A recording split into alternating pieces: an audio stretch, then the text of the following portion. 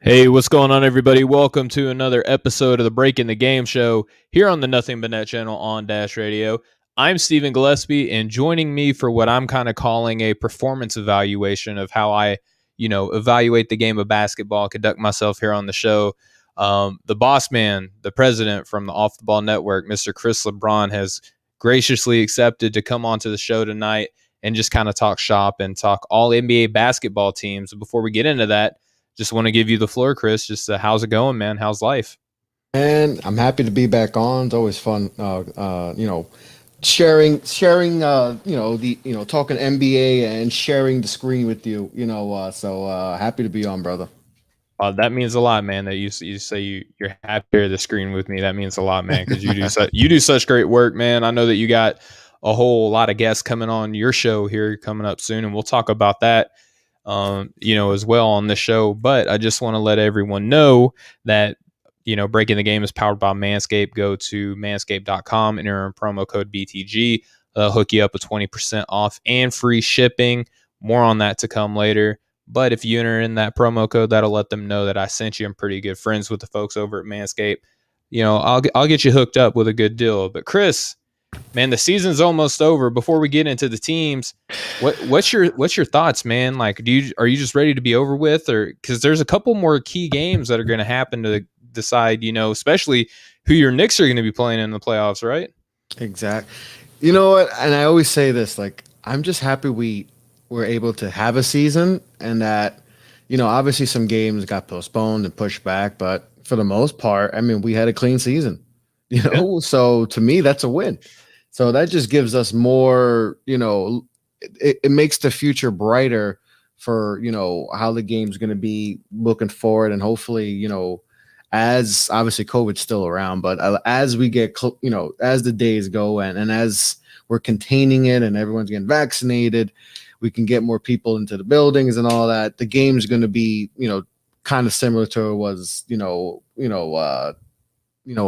from the last 100 years, where we have fans. And so I'm just happy that we just got through a season, and we're getting ready for playoff basketball. And for me, I'm a basketball fan, right? No matter what, like no matter how bad or good my team is, I love the game of basketball. I'm watching the playoffs no matter what. But it's even a bigger incentive this year because of the Knicks being good. So I'm excited. The season's coming to an end, which feels good. Usually for me, it's like that the end of the school year where it's that last week and it's just dragging. I'm like, oh, let's just get it over with. But now it's like, all right, I'm excited. I mean, there's a lot to be excited about, man. Your Knicks are killing it. They just had a great game today against the Los Angeles Clippers. If you're hearing this on the radio, this is about a day delayed. We record this on Sunday. It airs Monday on the Nothing But Net channel on Dash Radio. So you know what we're saying, you know what we're talking about, but we're not going to get hung up on the games and everything like that now. Like I said, there's a couple games that do have a lot of meaning. And before we move on, our brother Mo from the network, Mo Murphy, Mo Cheese 15, just came in and said, "My brothers, appreciate you tuning in as always, man." So, Chris, as I mentioned, we're going to be kind of doing a little performance evaluation. So, critique me how you feel necessary. We're going to work our way from, I'm not going to say least important to more important, because all NBA teams matter, right? It's a huge accomplishment. Third team. Look, I'm going to let everyone know right now, I had difficulty leaving some people off that I feel have deserving cases to be on an all NBA team this season. And, just the way the chips fell, it's just not in the cards for him if my vote counted, So, Chris, we're going to get rolling with the third team. Do you have any thoughts before we move on with all NBA teams, or you just want to get to it? No, let's get right into it. I'm looking forward to discussing this. All right, man. So on my all NBA third team, and for everyone to know, you have two guards, you have two forwards, and a center. That's a mandatory. That's a whole another show we could talk about on the structure of the all NBA teams, but this is what we got to work with for now. So, Chris, on my all NBA third team, I have Russell Westbrook, I have Donovan Mitchell, I have Devin Booker, who is eligible, although I don't agree with the reasoning behind it, is eligible to be voted in as a guard and a forward. So I have Devin Booker as a forward. I don't agree with it, but if it's there, I'm going to take advantage of it because I believe he deserves it. Find a loophole. Yep. I'm going to skip this other forward, and I'm going to go to the center, Rudy Gobert. And for the All-NBA third team, Julius Randle of the New York Knicks has made the All-NBA third team on this. So, Chris, I put your boy's in. He's safe. So, what do you think of All-NBA third team? I think I have the round of applause on the soundboard. Let's see if I No. can. Thank you all. Thank you all. Yeah. You know. Hey, I'm happy with that. You know, yeah, that's good. That's really good. I when I saw your all team, first, second, and third team, I was like, if I had to just call off the top of my head of an all NBA, like I'm like, that's something similar, of what my all NBA teams, would be. So maybe switch around a few guys, put one on second team, third team, but for the most part, same. But that third team, listen, Randall one is obviously it's special to me because I not even just me being a fan of the Knicks and all that, I really feel like he deserves to be an all NBA player. He is playing out of his mind, and he's helping his team win. He's putting up tremendous stats and all that. So it goes hand in hand. It's crazy to think Russell Westbrook, how he started the season off, where I legit was like, is this that cliff? Yeah. Right. Because usually, with guys, we see it usually just happens. It's not like a slow, it just happens. And I kind of felt like with Russell Westbrook, it was just not this year, but I'm saying if it were to happen, it's just going to happen where he's just going to fall off. And it felt like that in the beginning of the year, like he's not shooting the ball good. And listen, his shooting number splits aren't that great, but he's making up with other aspects of the game as far as rebounding and his playmaking and all that. But the fact that he's gone from, people were writing him off, he was a buyout potential player to now he's an all NBA player. That's great. And then everyone else, can't go wrong. Rudy Gobert's, the best rim protector in the league. Devin Booker is Devin Booker. He's a stud. I know people give CP3 a lot of credit because obviously they traded for him and then they just happen to be. He's the guy that you put on your team to make the big leap. And that's why he's getting MVP consideration this year. Yeah, but it's like Devin Booker is still, Devin Booker's that dude still, He's doing all right for himself this year. Exactly, he's giving you 25 points, 4 boards, 4 assists on 48% shooting from the floor, 34% from deep on 5 attempts a game. He's given the team 4.8 win shares. That's a pretty significant accomplishment for, statistically speaking. That's pretty good. And I believe he's the most efficient jump mid-range shooter in the league this year. Yeah. So like he's the king of the mid-range game.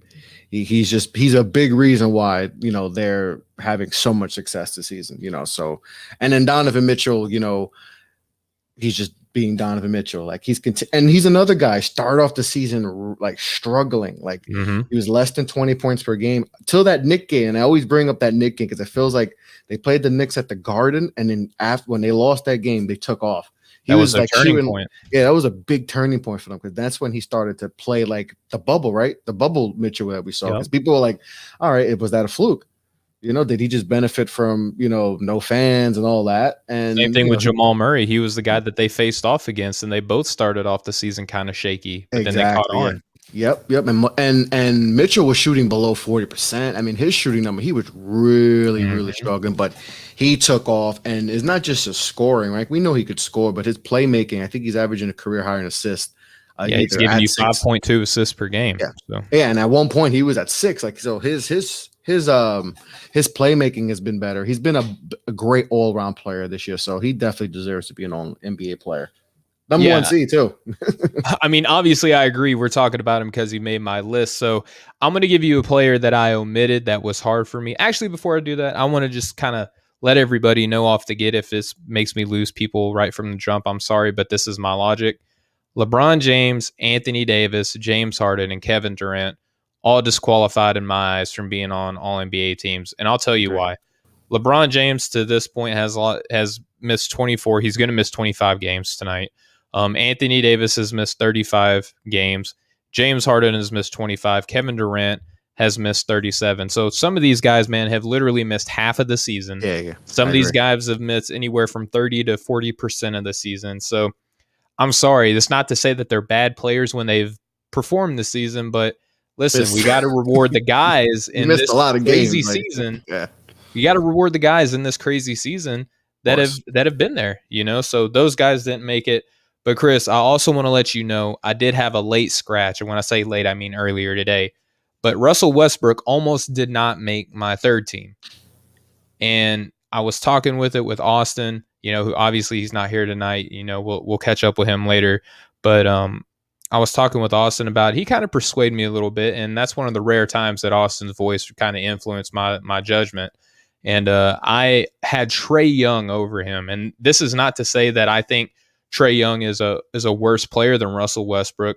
And really what kind of won me over for Trae Young was the fact that the Hawks are winning, man, and he's giving you, 25 and 9 a night on great efficiency. He's second in the league in assists too. Second in the league in assists, man. So like he's killing it, but he's second in the league behind who? Russell Westbrook.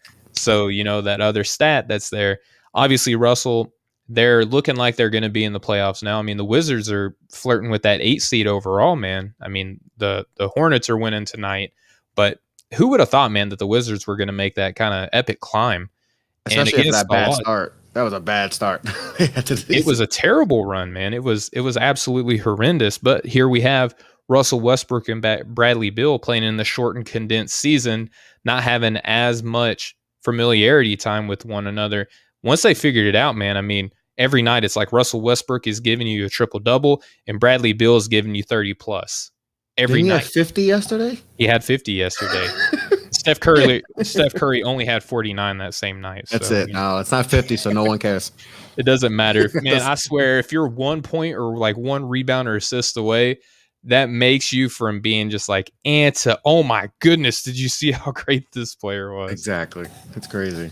It absolutely is. So just real quick before we move on, I want to touch on some of the key factors for each player that I put here. Listen, Russell Westbrook averaging a triple-double for the 4th season. That's insane, but I reward it for this season. That being said, he's still giving you a triple-double. Still a triple-double, yeah. Yeah, I mean, giving you that epic climb right now to the 9th seed. Donovan Mitchell, the Jazz are in the 1st seed. He is their best, kind of engine driving force on this team. So reward him with that. Obviously, he's giving you 26, 4, and 5. Devin Booker, 25, 4, and 4. We touched on that. The Suns are 2nd place. Julius Randle, I mean, Chris, I know you have these stats memorized. 24, 10, and 6 a night. 20.1 PER, 7.4 win shares. That's huge. All right. And 37 and 30 on the season, currently 4th place. That's not updated from this last game that they just played. So, now they're 38 and 30, still in 4th place. So that wraps up my All-NBA 3rd team. Chris, we're going to jump right into the 2nd team. All right. And I have Chris Paul as 1 guard here. Bradley Beal, Russell Westbrook's teammate that we were just talking about earlier. Jason Tatum, Zion Williamson, and then who was the early season MVP favorite before he got hurt, Joel Embiid. Now, Chris, there was, that speculation that we're going to see Joel Embiid and another center to be named later. I mean, if you don't have this guy in your first team, I don't know what's wrong with you. But, there's a speculation that they're both going to be on one team together because you can vote both of them as power forwards, although both of them only played 1% of their time at that position this season, which is crazy. But, man, Chris, what do you think of this 2nd team? It's crazy, and you're probably going to think I'm crazy. I think Zion is not all NBA 2nd team player. Okay, why is that? And listen, I hate to say that because I'm a Zion mark. And I know you're a Duke. You're a Duke I'm fan. a Duke guy. I love my Dukies. But I just think, yes, he's having a really. And I know statistics and all that, and but it's hard for me. But it hasn't translated to wins this year, and I know I don't want to base it all on wins, but I would put. And you said Booker's available; he could be a forward, right? And if we want to use that loophole, yeah. I would put if I would switch it. Like I said, I agree with all the guys you did. I maybe switch 1 or 2, but it's crazy to think I would drop Zion to maybe the 3rd team. But other than that, I mean, Jason Tatum he's on a tear. Joel Embiid, like you said, with how they're doing, he's probably going to be 1st team. They're going to figure a way to put him on the 1st team. Probably, we know that. Bradley Beal, I mean. we just talked about Brad. He's dropping 50 points. I mean, now he's dropping 50 points and they're winning, right? Before in the beginning of the season and last year, he was dropping 50 points and they were losing. So at least it's a little, it's crazy how the scoring games he had and they were losing games. And then CP3, I mean, he's having a tremendous season. He's the engine. He's wherever he goes, they win.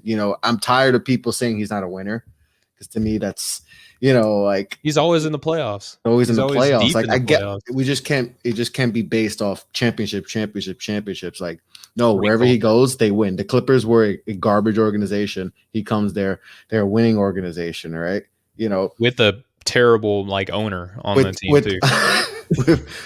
And people get on James Dolan, right? People get on James Dolan and Donald Sterling. James Dolan this year. Do people still hate him this year, or what's going on with James Dolan? Oh, the Rangers, James Dolan, they hate. Okay, there you go. So at least one fan base hates. So it used to be Knicks owner James Dolan would get, but the Rangers, they're like, oh, what if he just ran the Rangers the same way he ran the Knicks?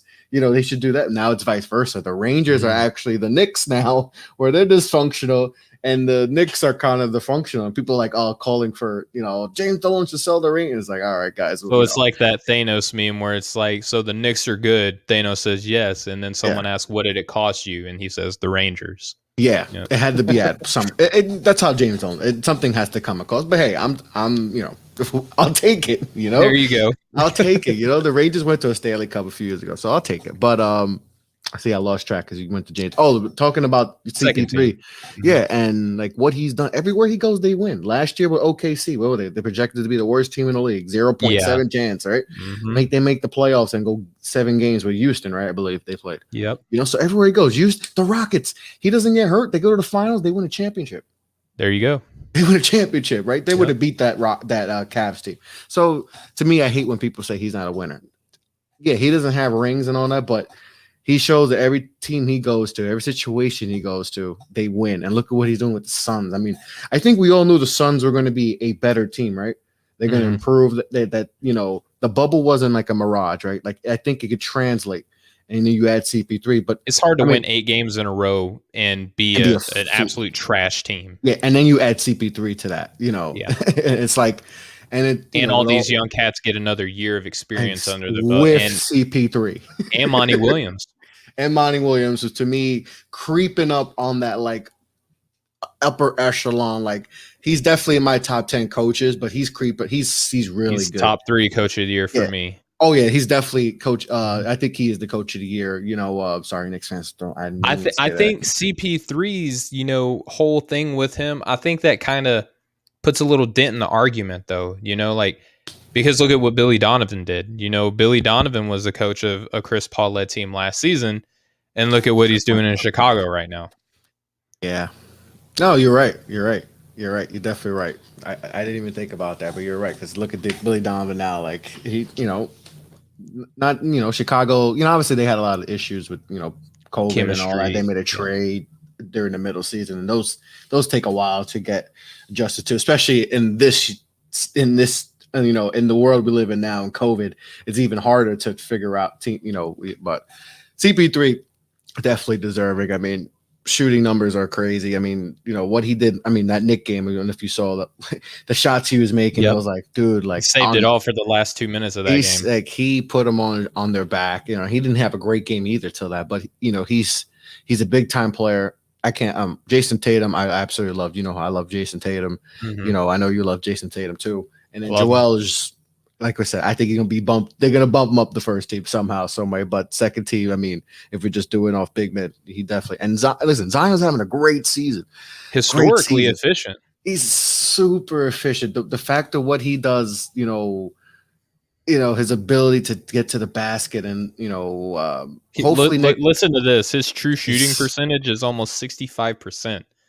I mean, granted, that's all around the rim, but still, that's stupid. But he's 6'7", right? And listen, I think Austin had told us that he has his shot blocked the most in the league. But what helps him is that his second jump is better than anyone's. So even if he knows he's going to get a shot block, but he's so athletic and he could jump out of the gym that his second jump, the guys that can't go with him on a second jump. They use all their energy to defend him and try to block his shot. that the minute he gets the rebound, goes back up, they have nothing. So that's why he's so good at second chance points. But he's definitely deserving to be an All NBA player. But I would probably bump him to third team. And I hurt to say this because I love Zion, but overall still good. Hey man, I mean, if your second season in, you're already an All NBA player.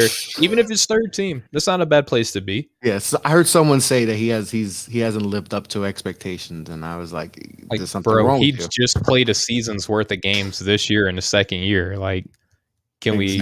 People forget he missed a lot of games last year, and we're dealing with the pandemic still, where he didn't even no training camp, and he's still doing it without being able to shoot. Wait till he figures it out. He's an MVP type player. Yeah, and you talk about his second jump, and that's a great point. But how about that explosiveness and strength too? Not only is he going to out jump you, but you're not going to be able to get him out of position either. I mean, he's too strong. You can't move the kid. No, not at all. And then wait till he figures out to be a better playmaker, because they're using him now at the point now. Because they have Lonzo Ball pretty much playing off the ball, no pun intended. Hey, own that pun, bro. Bing! I got to get that on the soundboard. But they use Lonzo on a lot of screens with him too.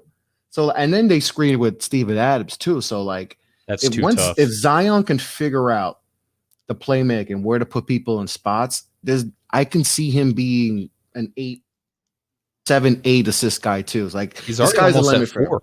Yeah. Sky's the limit for him. Sky's the absolute. I think this team this year, this Pelicans teams, and we can go into the Pelicans because that's by far the most disappointing team, man. They just nothing gelled, and I thought everything would work, but it just didn't work. But I wasn't a believer in Stan Van Gundy from the jump. I mean, if you look at his career, he might be one and done. To look at his Twitter handle and his in-game, banter, and be "Oh, I like him. He should be an NBA." He was for the coach. culture. That's why I think that's why people weren't too mad about it, because he was for the culture, and he was. You love Stan on commentary, and you love them tweeting and all that, because he was always defending the players and all that. But Stan, the coach, there's a reason why he's been let go a couple times, man. I'm just saying. It might be one and done for Stan. I don't think see he'll give him one. I think he'll get 2. And on Off the Ball Network.com. He might get one. Network.com, I have that article up where I wrote about 7 coaches whose seats are getting hot. Yeah. Now, you're not hearing anything about Stan Van Gundy, but I put a yellow indicator, which is the lowest level heat that you can be applied. I'm like, bro, if you're in a small market team like New Orleans and you got a white hot superstar on your team, they have clock's too much ticking. Talent to be this. Clock's ticking. I think if they start off really bad next year, I think will get another year, but I wouldn't be shocked if he does get fired. But I think he's on the shortest, the least of the shortest. It's you start off 1-7, 0-5, anything and you still got all this talent, and then there's no injuries, right? There's no injuries. Nothing significant. Until recently. Zion. If you have a Zion healthy, and you got Brandon Ingram healthy, and Lonzo. Everyone healthy, if Lonzo's back, and you got all this, a lot of this, the same crew, and you're 1-7, 1-8, it's hard for me to think that he survives that, because this is a big disappointment this year. I'm really disappointed in them. I had them being I thought they would make that leap. I just like the way the team was built, but just coaching is, it's not like Stan's a bad coach too. It just doesn't fit right now. They tried to do for him what they did for Dwight Howard, and they're two different players. They were both physically freakish at their age, right?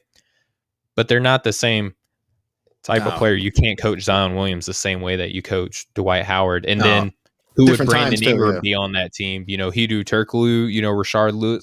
Who are you trying to make these guys be? Yeah, and this is what I don't like about coaching. And B.I.'s not a Hedo Turkoglu where he's like a playmaker, right? You could play him off the high post and all that.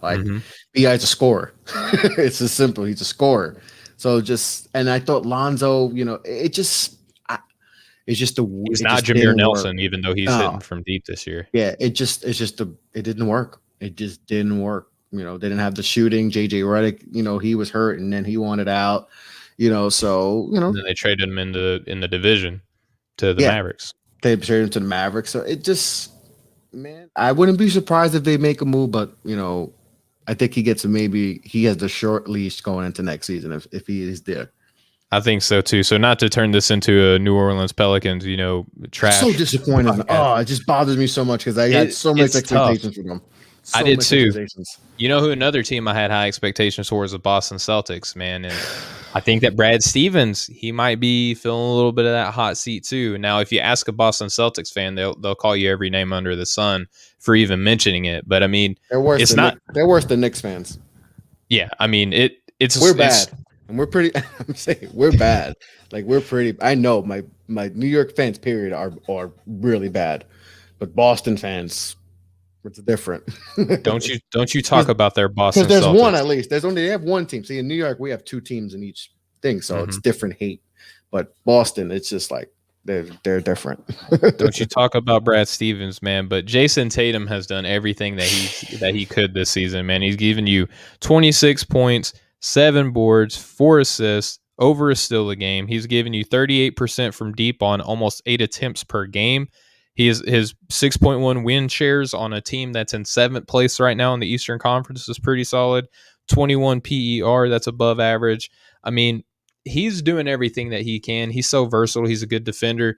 I just think, man, everything that's gone wrong with them has been all injuries and chemistry, but every team has dealt with that. So exactly, your GM, your owner is not going to, or excuse me, your governor is not going to want to hear that mess when everybody has been dealing with the same things. And you got 2 budding superstars on your team, an all NBA level defender, and then Kemba Walker, who used to be an all-star, and then Evan Fournier, kind of almost at that, maybe kind of sort of going to be an all-star in the Eastern Conference. And you're trying to figure out a lot there, but Tatum has played well. Bradley Beal's giving you, he's second in the NBA in scoring per game at 31.4 points per game, almost 5 boards, over 4 assists per game, giving you 1.2 steals per game, shooting 35% from deep on 6 attempts. So Bradley Beal, his shot selection has changed a little bit this season too, man. But 6 win shares. Chris Paul's giving you almost 9 win shares. Zion, and here's why I have Zion so high, Chris, because of how disappointing the Pelicans are. He's responsible for almost 9 win shares. They might be a top 3 lottery team if they don't have Zion. Oh, dude, I'm telling you. So almost 9 win shares there. And then Joel Embiid, we talked about him all season long. 29 points per game, almost 11 rebounds, 3 assists, a block and a steal a game, leading the NBA in PER at 31.1 PER. That's nuts. 64 true shooting percentage, and he's giving you 3 attempts from deep per game, so it's not all around the basket. He gives you kind of that back to the basket mid-range game too. So Joel Embiid, man, same thing. He's plugging away. Philly has caught fire this season. One of the best teams, if not the best team, complete rosters in the Eastern Conference. We'll see what happens with Brooklyn if they can get healthy. But hey, Milwaukee's doing good too. Yeah. But Philly's on fire right now. What do they want, 8 in a row? Like, I think they got that. I think they're going to get that 1 seed wrapped up. I think they want it. Yeah, I think they want it. They're tired of the last year was a massive disappointment. The same way we talked about New Orleans being disappointed. That was the same way I think most people felt about Philly last year. Like they were, and then in the bubble, they weren't even competitive. Well, they didn't have Ben Simmons, and everyone complains about Joel Embiid lazily averaging 30 and 12 a night. Like, I don't get that ever. Yeah, and it sounds silly, but like they didn't like each other last year. Like they saw them on the court, and like they didn't playing for each other. Then you see them this year, and they're playing for each other. And it's simple. Like if you like each other, you're gonna play better basketball. If I like you, we're going to work better. If I don't like you, I don't care if you're the greatest of the greats. You're just not going to work that well together. And it's just simple as that. Like the chemistry there. Last year they kind of had that, like they just brought in a bunch of guys together and thought it would work. And with Horford and all, and it just didn't make sense. Josh Richardson. Josh Richardson was a disaster. And it's just like, what are you doing? And then they finally got back to this year, say, hey, okay, whatever we did last year, all right, let's just forget that happened. All right. Well, new coach will help that. New coach helps, right, Doc? And they got shooting, like they traded Josh Richardson for Seth Curry, and Dallas finally figured out that, hey, we shouldn't have done that. And they got JJ Redick, who's not the same player, but hey, they realized that losing Seth was way bigger than they ever anticipated, right? He at least can do a little bit of that same thing when he's on the court. Yeah. And like Josh Richardson has been played better for Dallas, but like he didn't give them but they've just been great. Ben Simmons is maybe the defensive player of the year. Like, he's another player where, there's people still harp on the offense. But that's different. But if we're talking about defensive player of the year and being one of the best all around defenders in the league, he's definitely up there, right? His offense is whatever, but they're on fire, man. They're just playing such good basketball this year. And, we got to see in the playoffs. You got to see in the playoffs because this is all cute and all that. But, for a team like them, right, it's championship. It's essentially get to the finals or bust, right? I think that's what they're. I think it's Eastern Conference final or bust this season. But I get what you're saying. The expectations are greater than they have been in a long time. Expectations are higher than we can't lose before, the second round ain't cutting it. Yeah, we can't. If first, like none of that. Like, we got to get to the conference finals, or even bigger, we got to get to the finals. And then obviously, I'm sure they want to win championship, but getting to the finals is probably priority number one. Like they got to get there. They have the talent to do it. Oh yeah, definitely have the talent to do it. But the East is not as easy as people think. No, sir. This isn't your this isn't the Eastern Conference from the early 2000s. I think people still think the East is the East, whether it's like, oh, all right, the 7th and 8th seed is whatever. No, the 7th and 8th seed this year could give you some trouble. So it's going to be fun.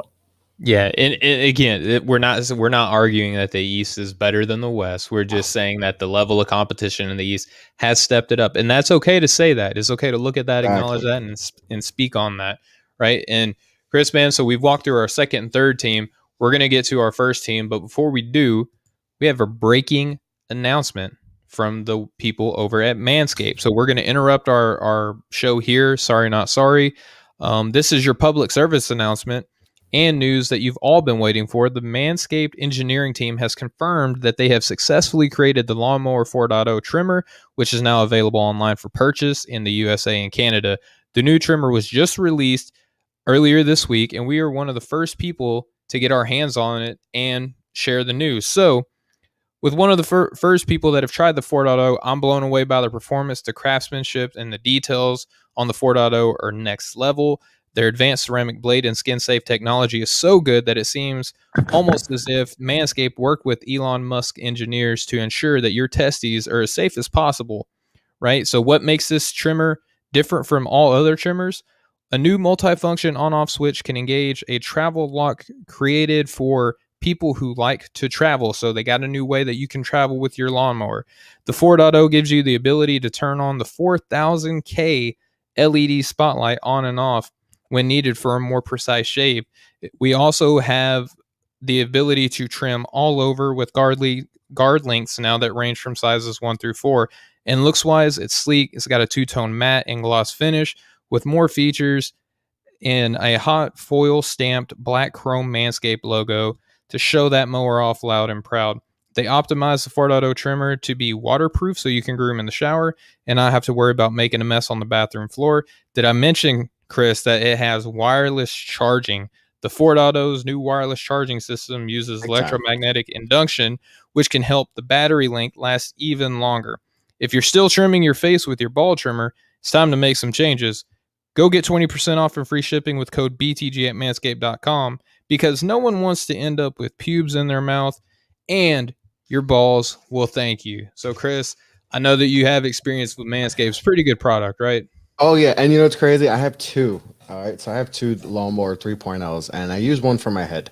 And there you go. I use one strictly for, below the waist grooming. And I got one for my head because it actually it cleans up my head. See, it's pretty. My head's shining. It looks good. For people who can't see, it's a good, clean finish, man. It shines. My head real shiny and all that. So it's good it's just an all-around great tool. So, go get on that. Yeah, and plus, I mean, Austin talks about it all the time. He used to be in shipping with his old job, but 20% off and free shipping, that can get you a long way. Hey, how many times have you gone through the checkout and you're like, all right, I'm gonna get this, and you see shipping is $11.99, you're like, okay, guess I'm not getting this no more. Because shipping, hey, shipping can cost, especially if you want something quick, right? Everybody wants the minute you order, right? Amazon, next day delivery. You want the next day, right? You want it, you're waiting at the door like a dog, right? Can't wait to get but it's like if you want overnight, it's gonna cost you almost as much as whatever it is that you bought. It's gonna cost you maybe more than the actual product. So get that free shipping is clutch. It is clutch. And they got other great products. I love the foot duster, after, a hard day at work, spritz that on your feet, feel like $1 million. I'm wearing the underwear sprays are right good. now. The lotion, it's just a lot of good stuff if you get the kit. Yep, the conditioner. You get that kit, you're gonna be feeling great. Absolutely. So again, just go to the manscaped.com website, enter in promo code BTG. That'll let you know that we sent you, and we're good friends with folks over at Manscaped, and they'll hook you up with a great product that is worth every cent that you spend on it. And I'm saving you pennies, so just go and do it. All right. So Chris, we got breaking news on that front from Manscaped. Great products. We talked about our product, the All-NBA third and second team, and now the team that everyone has been waiting for, the All-NBA first team. So Chris, All-NBA second team, my guards, I have Damian Lillard and Stephen Curry. My forwards, I have Luka Doncic and Giannis Antetokounmpo. And then at center, the biggest no-brainer in the entire ballot was Nikola Jokic being the center on the All-NBA first team. So what are your initial thoughts, man? That's my list. I mean, spoiler alert, when I put out mine, it's going to be this. So I guess we'll get that out. Yeah, I mean, it's how do you argue with that? I mean, people forget Giannis. Like, I think people are they kind of like, we talked about this a lot, right? Voter fatigue and Giannis fatigue, right? There's a Giannis fatigue. Like, people want to see in the playoffs, but this isn't about the playoffs. It's about the regular season. Bingo. His numbers are just pretty much, if not better than they were last season, and he's actually getting better as a 3-point shooter, right? Where he's hitting those, so you can't just leave him wide open like they've been doing. Like, you got to actually respect it a little bit. So he's getting better at that. They're getting better as a free throw shooter. Like, he deserves it. Luka obviously is having a monster season too, and even though Luka can, he just got ejected today, and he's been crying a little bit. He's been crying a little bit. He's getting on that diva level where he thinks he deserves every call, and but taking away that, Luka deserves it. And Steph, I mean, he's still very young too. I think people forget that this is only Luka's third season in the NBA. Yeah. He's only in his third season, about to finish off his third season. And there's a lot of pressure on him too. Like, there is a lot of pressure on him because he's one of the faces of the league, right? One of the faces of the franchise, and his Robin isn't there. No. His Robin's MIA. And listen, we know about that in New York, right? That was a thing we all worried about in New York, and it's now you hear rumblings that he may need a new Robin, right? That Robin might not be there. KP might not be there next year. So, like, there's a lot of pressure for him. I know, and a lot of the other players, they played better. Like Jalen Brunson's, he's a 6th man of the year candidate and all that. And like absolutely. Josh Richardson's played better, and all that. But a lot of pressure. Kleba's kind of taken a step back this year, which has been weird. Yeah. So he doesn't have as much talent. Like, Tim Hardaway Jr. is one of his, one of the best. I think the second best scorer right now if you have KP out and all that. But he's having, and then Dame's having a tremendous season as usual. So I mean, this, and then do we have to say anything more about Jokic? I mean, it's what's crazy, like. We talked about Jokic in the beginning of the season, right? Like, if he gets his team to a top 4 seed, he's going to be the MVP. But there was a point they were the 8th seed, right? And we were like, oh wow, like, what if they might not make the playoffs? No, this can't be. And then they got hot, right? And then people worried when Jamal Murray went down with the knee, people were like, oh, is this going to hurt Jokic's MVP stuff? No, not at all. Will Barton goes down. Monte Morris goes down. They've had a lot of injuries too. Still plugging along. Still plugging along, still playing great basketball. Like, I still think they can. I know people may be counting them out a little bit because Jamal's out, but like Michael Porter Jr. has taken off. Like, he's like Dogecoin. You need to invest in Michael Porter Jr. Like, he is going to be a stud. Like, I'm still mad Knicks passed up on him, but Hey, bro, and this is weird coming from a non-Knick fan telling a Knick fan, y'all weren't the only team that passed on him. So yeah, I know, but I wanted him like super bad. But that's a whole nother show. But there you go. He's been absolutely great and efficient too. Yes, it's not just he's averaging, over. I think he's averaging like 25 points per game since Jamal, but efficient, and it's helped Jokic a lot, So, but Jokic. Not only is he going to be the MVP, he should be unanimous All NBA first team. Like if anyone doesn't have him as a first team, I cannot take you serious. Go get drug tested or something. Yeah, you need to be drug tested. This man is go to HR. Yeah, you need to go to HR. If anyone off the Ball Network, I'm letting you guys know if you guys don't have it, because we're planning on doing awards, a show for the network, once we get to seasonal, but. Yeah, if you don't have him on first team, you're fired. I said it live. You better have him because this man he's so much fun. He's revolutionized the center position and for a while we thought the center position was kind of dead. And we had two centers in the MVP. And now we have two centers who are probably going to be 1 and 2 in the MVP. And Embiid at one point was the MVP. He gets hurt. Jokic takes. So we got centers. Maybe making a it's just evolution, right? It's called evolution, right? They just it's just those type of ways to stay relevant. Exactly, right? You just can't be a traditional back to the back. It's those days may be gone, but the big bulky centers but now they're passing. Like Jokic might be not just the best passing big man, he might be one of the best passing players period in the league. Like and that's crazy how he center position has evolved like that. He's so much fun to watch. He's definitely one of the most exciting players, and his vertical is probably the phone, right? My phone. That's how much he can jump, right? You might be able to slide a credit card underneath it. Exactly, right? A credit card or a deck of one card. That's his vertical, right? And the body, like people. And that's what makes it even great because he has a dad bod. Feels like he's doing it for us, Yeah, right. You see the pictures when he was a kid. He's all flabby. I'm like, oh, that was me when I was a kid. Like, it's like that's what resonates. That's why people love him so much. So he's man. What can you say about the numbers? Just show. If you just look at his numbers, it matches the play on the court too. Like the numbers, because sometimes numbers lie. Not with his numbers. His numbers. It's tremendous what he's done this year, and I still think they can do damage in the playoffs even without Murray. I still think with him and you got Michael Porter Jr. Just that I think they could still make it to the conference finals. Aaron Gordon they picked up at the Aaron Gordon has been good. Like they lost Jeremy Grant. We talked about the Jeremy Grant stuff a lot, right? How they I don't think they anticipated that being as big of a loss as it was, but it wound up being they both left. Both went to Detroit, right? They got the money and they went to Detroit. They were in purgatory, but hey, they got paid.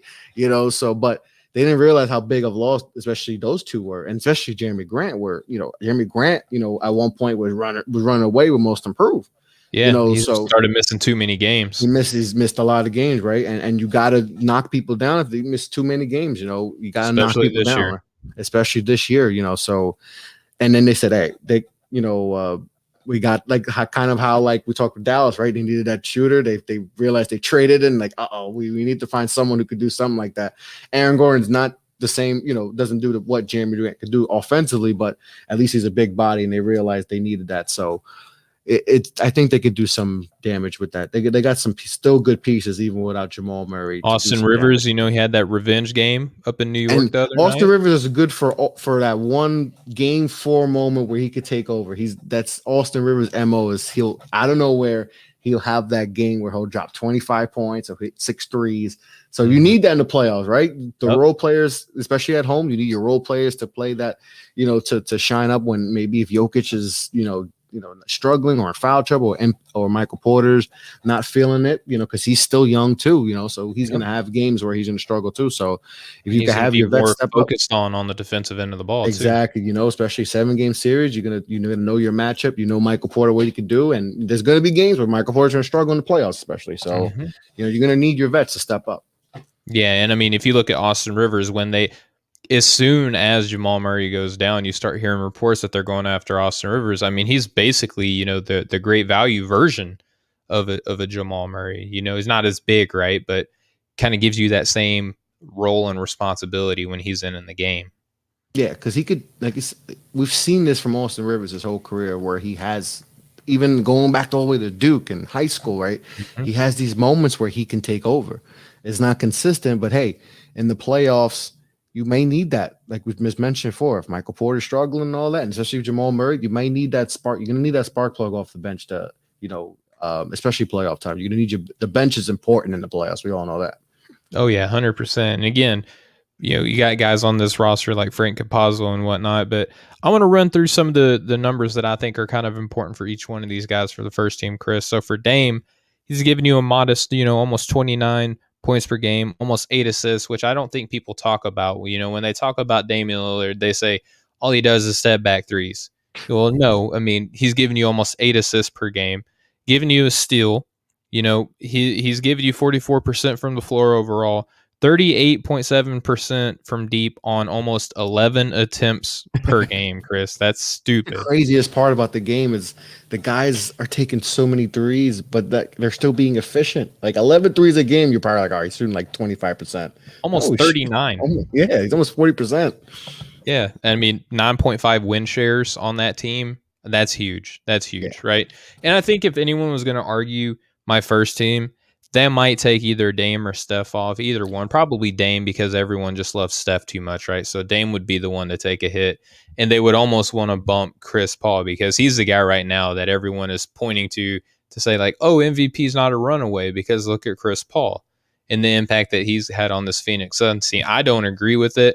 I respect the people who have, you know, a different point of view, right? But I don't agree with having Chris Paul even in the MVP conversation. So that's why I have him on the second team. He has impacted winning, right? But Steph, league leading scorer in the NBA at 31.9 points per game.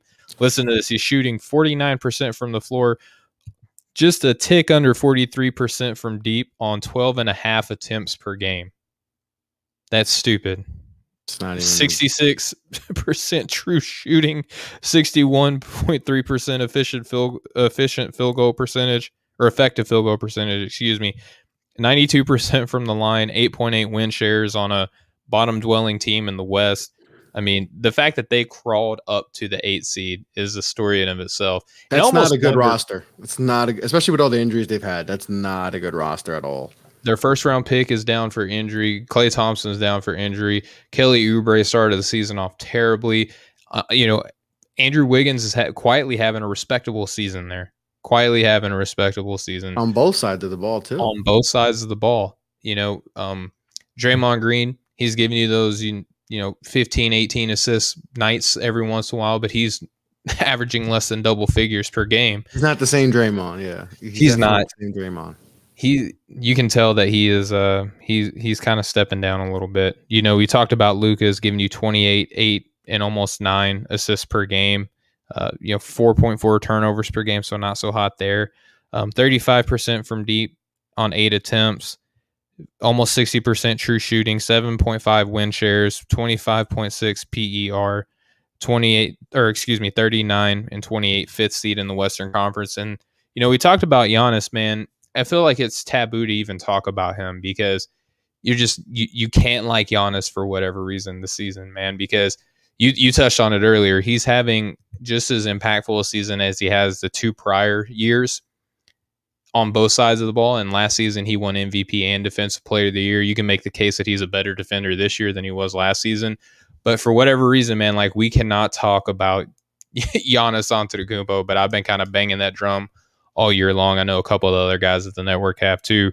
But man, I mean, his free throw percentage was the big talk of the town at the beginning of this year. Right now, he's almost 6 percentage points higher this season than he was last year at the line, where it wasn't an issue or a talking point at all. 9.4 win shares, 29 PER. They're in the 3rd seed in the Eastern Conference, which I think is almost kind of the sweet spot considering how the play-in works now. But man, so overall, Chris, if you had to grade my All-NBA teams, hit me with a hard truth, man. No, I give you a nice A. I definitely say because I would probably have the same guys, maybe a little mix and maybe a little mix up, maybe put one guy here third team instead of second team, third team, but overall it's good. I saw some NBA teams just browsing off Twitter, and sometimes Twitter can. That's why sometimes I lay off Twitter because it can hurt your brain. It's probably a good word of advice. It definitely hurts your brain when you go on Twitter for too long. But saw some wild third like all NBA teams, and it was just like, all right, I had to log off for a second. But yours is spot on, and so I'm not. It doesn't shock me that you actually put like a good all NBA team. So overall, it's very good. And I'm not mad that you have Zion bumped down and putting Devin Booker in the second team. I think there's a respectable case that you can present on either side of that argument. So. You've brought some things into light. I'm still keeping mine the way it is. I'm not changing it, but I do respect the and like I said, I love freaking Zion. Like, I know you do. I absolutely love him, but but if you have second team, like his numbers are just. I mean, the fact that the fact that his team was the record he had when he was playing before he got hurt and out for the season. They need to make him happy. Yes. And I know, and that's a whole nother thing, but like they need to keep him happy. In New York that one game, he was happy in New York. He was smiling. I'm not gonna read too much into it, but like we know, like you have to get these guys, like Trey. They made sure to make Trae Young happy. They got him a bunch of dudes that like, hey, we need to like make sure Trey is good. Like, and a coach that he likes. And he went out the other day and was like, "There's under no situation do I not expect Nate McMillan to not be our coach next year." Like, interview. If Trey wants him as the coach, guess who's going to be the coach next year? Nate McMillan. Unless he doesn't want to be there, like that would be the only thing. If he's got if he feels he's got a better offer, which I've already heard Portland, but Atlanta seems like a sweet gig for Nate. But would he want to go back to? I think Portland's on the way down. While they also want Jason Kidd too. So. Why would you do that to yourself?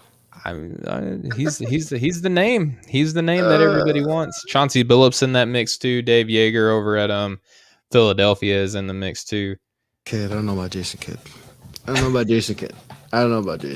have Nate McMillan. But if Trae Young's going to dictate a lot. So yeah, whatever. No, I'm saying that Portland also. Portland. Yeah, Portland. The Portland job, I think it's on the decline. Like I don't think. We hear Dame rumblings and Terry all Stotts, season, like falling short of a deep playoff run. Terry Stotts allegedly is already out. I think Stotts is, and then to me, I did put on the Off the Ball Network article that I put up there. That was on there. Thank you. I mean, and I can't wait to talk about like offseason. When we get to that, it's going to be fun to talk about these coaching scenarios and like teams that are on decline. Like I think Portland's one of those teams where the stock is down. Like getting to the conference finals a few years ago against the Warriors, and I think they were up every game, right? Yeah, they got swept. And they got swept. I think that's the cap. Like I think, and if you're Dame, you really got to look at this. You really got to look and see. All right, am I gonna? He's 30 years old. You're in the West. It's he's in Portland, Oregon. Which beautiful country. Nike, you would think it would be more attractive because it is the Nike headquarters and all that. But I know he's an Adidas guy, but I'm just saying, like, you would think it'd be more attractive and all that. But and it's a beautiful, place to, everyone raves about how beautiful it is in Portland, Oregon. So I'm surprised like more people don't want to play it, but I think they're on the decline while Atlanta's, It's rising. Going to be a scary team in a couple years, bro. Scary. Yes. And we always talk about like the young guys. If DeAndre Hunter, I think DeAndre Hunter has more of a chance to pop than Cam Reddish, but Cam Reddish potential in a different way though. I think the floor. Way. I think Hunter's floor is higher than Cam. But if Cam's ceiling can be like Paul George type. Scary. DeAndre Hunter's ceiling is to me could be still really good and maybe an all-star, but Cam's ceiling is like crazy. But DeAndre Hunter's floor is higher than he's more Cam tangible Reddish. of a player right exactly. Like the worst DeAndre Hunter is going to be what he is right now. It's going to be a nice two-way player where Cam, his floor could be, it's definitely lower than what you are, DeAndre, but his ceiling is through the roof, so, but they have so much. I mean, Bogey, Bogdanovic, they got, Danilo Gallinari, Clint Capella is just eating up rebounds and all that. And then obviously they got Trae Young. They have all Kevin the pieces. Kevin Huerter, like they have all the pieces, and Dunn, they got everything you have to be scary. Okongwu waiting in the wings. Okongwu's waiting in the wings, and then they can also have the pieces to make a deal. Massive trade pieces. Saying Bradley Beal might be a really good player over there. And I said that in the beginning of the year, and obviously Brad, I mean, they're winning. Him and Memphis would be great places. Memphis too, because they're another team where they got their star, but they got a nice rope. They kind of built like the Knicks in a way, where they have that one player like Ja would be Julius, and even though Julius is a better scorer right now, but he's also been in the league longer, so obviously he's more, has more years in. But it's kind of like they got their star player, and they got a bunch of pieces, right? So, but you still have to figure out, all right, who's going to take over as that too. So that would be a good spot too, but. I don't even know how we got to all this. We're just talking about, the season wrapping up, the first teams. We were talking about Damian Lillard being on the first left team. In the season. Like it's, but Dame, this is why I love the NBA. Because legit every day, 24/7, 365, there's something. You can have a show planned out, and then that day you're just like, okay, my notes are all final up, and then next thing you know, a player is unhappy, or a player gets hurt, or all of those things. Exactly. And then how many times like people say, "Oh, the free agency is the class is weak." But I was like, "There's always a disgruntled guy." Always, right? James Harden came out of nowhere, right? Boom. He's like, there's always, and I think Andre Drummond getting bought out. Yeah, there's always going to be, even if the class looks. Derrick Rose gets traded to New York. Yep. Yeah, and then there's little stuff like that, like Derrick Rose getting traded to the Knicks, and then boom, like he looks like he's, you see some vintage Rose in him, So there's always something. That's why NBA is just it's just so much fun. I love talking about basketball. Oh yeah, me too, man. And I'm so glad that you were able to come on the show tonight. So just want to let everyone know, man, we appreciate everyone who tunes in, whether you're watching us live, whether you're listening to us on the Nothing But Net channel on Dash Radio, you're downloading the podcast, Breaking the Game anywhere podcasts are available. Greatly appreciate you. You're going to Off Ball Network, where you can get all of your sports needs. We make real sports content for real sports fans over there. We got great articles posted up all the time, so please go and pay that a visit. Chris, man, just thank you so much for your time, brother. I appreciate you coming on. Appreciate you giving me such a lovely grade for my All NBA teams. It means a lot, man, because I know you're a big hoop head like me. Before I let you go, I just want to give you the floor, man, just to let anyone know any projects that you have. I know you got a lot of stuff in the works right now, so I just want to give you the floor to be able to, make that announcement. First of all, thanks for having me on. Appreciate you reaching out. I'm glad I can fill in, and hopefully Austin's back. We love seeing Stone Cold Austin on the show, and y'all two talking. But I got some cool projects in the works. I got one of the top international prospects coming on the show Tuesday. Now, my job from now to Tuesday is to figure out how to say his last name, because I can't say his last name. And I've watched people who've had him on there, I've watched him on other shows, and I've tried to critique, and they've had trouble saying his name. So I don't know if I could perfect it by Tuesday. See if you can type it in Google or YouTube, type it in on YouTube, just the last name. They have those nice little pronunciation videos on there. But I haven't seen one with him yet. They'll say it, but it's hard to say. And I'm very bad with names. But his first name's Renz. He's one of the top international prospects coming after the 2021 draft this year from Belgium. He's a really skilled, really, really super skilled. He's climbing up the boards. I've seen him as high as, end of the first round. Okay. By respect, people that I've had on my show have him at end of the first round that I've talked to. So he's super skilled. So I'm super excited to have him on the show. Like I said, I know his first name's Vrenz. I'm going to figure out his last name. There you go. Well, but I'll try to perfect that by showtime.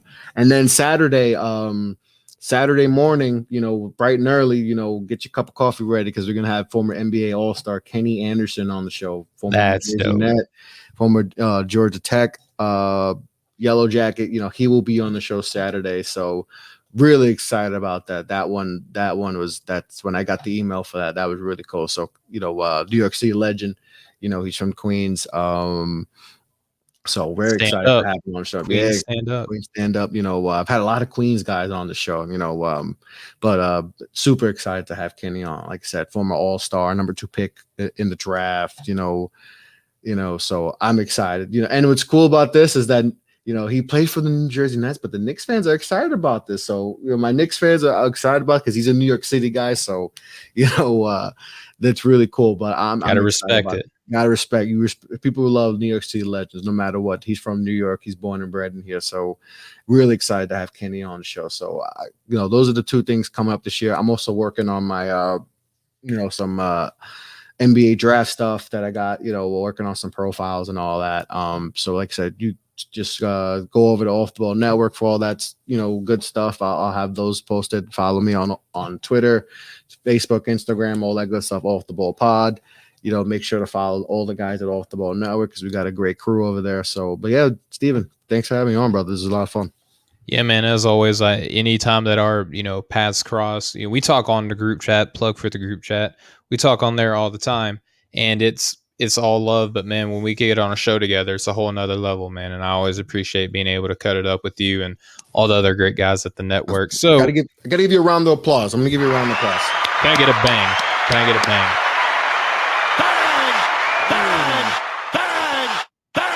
You get 4 bangs. I'm a 4 banger, You're man. A 4 banger.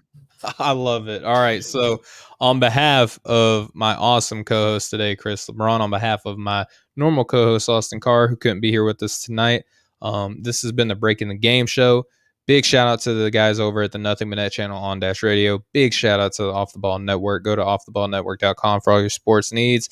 We have been the Breaking the Game show, and we will catch up with you guys next time. Much love, everybody.